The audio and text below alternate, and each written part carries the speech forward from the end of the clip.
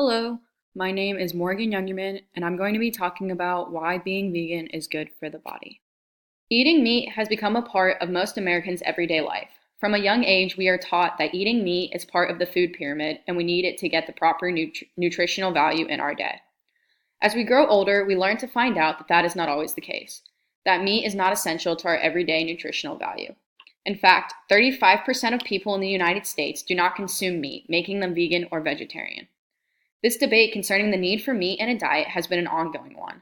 Some people believe that since we have always eaten meat since the beginning, why should we change it now? While others believe that meat does more harm than it does good, and if we can live without it, then we should try to do just that.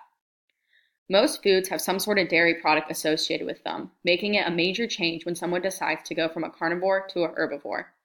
To become vegan or even vegetarian, you have to completely change your whole diet. You must cut out all forms of food that come from an animal. If you're going to be vegetarian, however, you only need to cut major forms of food out coming from an animal, such as steak and chicken. There is one other form of eating where you do not consume meat, but you do consume fish. It is a pescatarian. With this form of eating habit, you get to eat products that come from animals, and you get to eat fish, but you cannot eat any meat. This is the lightest form, having you cut out only one aspect instead of three.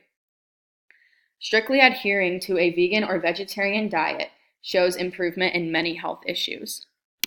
In this diagram, you can see how many people adhere to each diet, with 787 million people consuming an egg and dairy-friendly vegetarian diet, while 735 million people consume a vegan-based diet.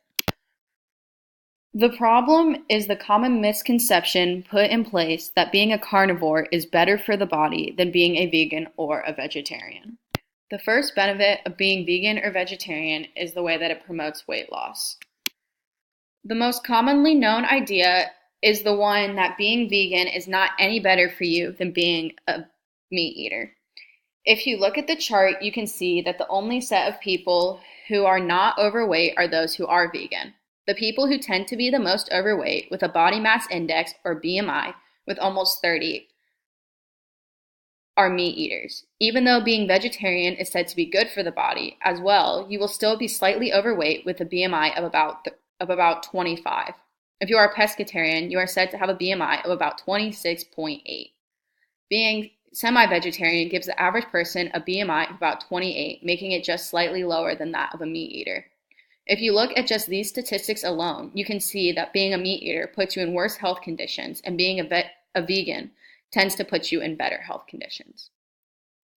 Vegan diets are said to help promote weight loss. It comes as almost a direct result of changing to being vegan or vegetarian, but it especially hits for vegetarians because vegetarians tend to eat proportionately more polyunsaturated to saturated fat compared with non-vegetarians.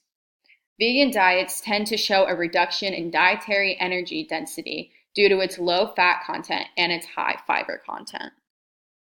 Some of the visual and non-visual benefits of being vegan or vegetarian are fewer migraines, better hormone control, and reduced body odor.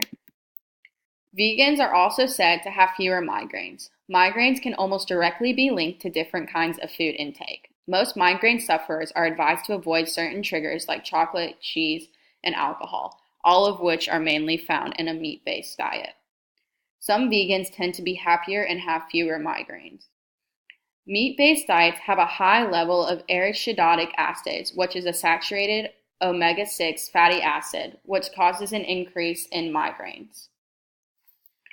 A vegan diet can be responsible for helping to regulate out hormones in our bodies as well. With our hormones controlling most of our body functions, such as emotions, mood, and hunger, it is important to have a good balance of them. Also, hormones like estrogen can be responsible for certain types of breast cancer if the levels get high enough.